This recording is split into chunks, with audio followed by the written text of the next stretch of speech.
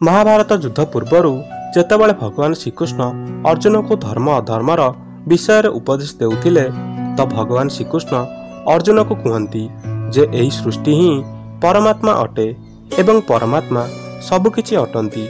जे निज आत्मार दर्शन करिनिए से परमात्मा दर्शन करिदिए।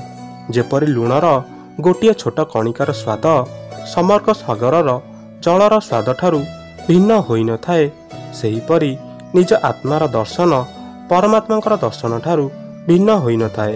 यह शुणिबा परे अर्जुन भगवान श्रीकृष्ण को पचारती, माधव कौन आपण भी परमात्मा अटंती?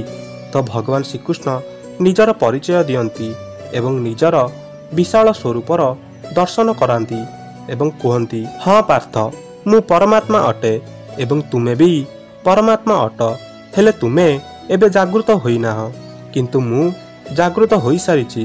एहा परे अर्जुन भगवान श्रीकृष्ण को पचारती, कौन आपणक प्रति समर्पण ईश्वरक प्रति समर्पण अटे? भगवान श्रीकृष्ण कहती, अवश्य मो प्रति समर्पण ही परमात्मा प्रति समर्पण अटे।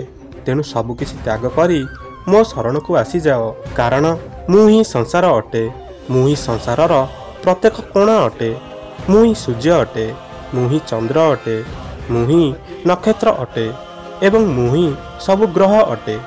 मु सूर्य ठारू भी अधिक पुरातन अटे, मु ही समस्त मनुष्य अटे, मु ही स्वर्ग एवं नरक को धारण करुथिबा शक्ति अटे, मु ही दुर्योधन अटे, मु ही अर्जुन अटे। तो दर्शक बंधु, जदि आपण मानक एही भिडियोटी भल लागिला तो भिडियोटी को लाइक करंतु एवं चैनल टी को सब्सक्राइब कर दियंतु।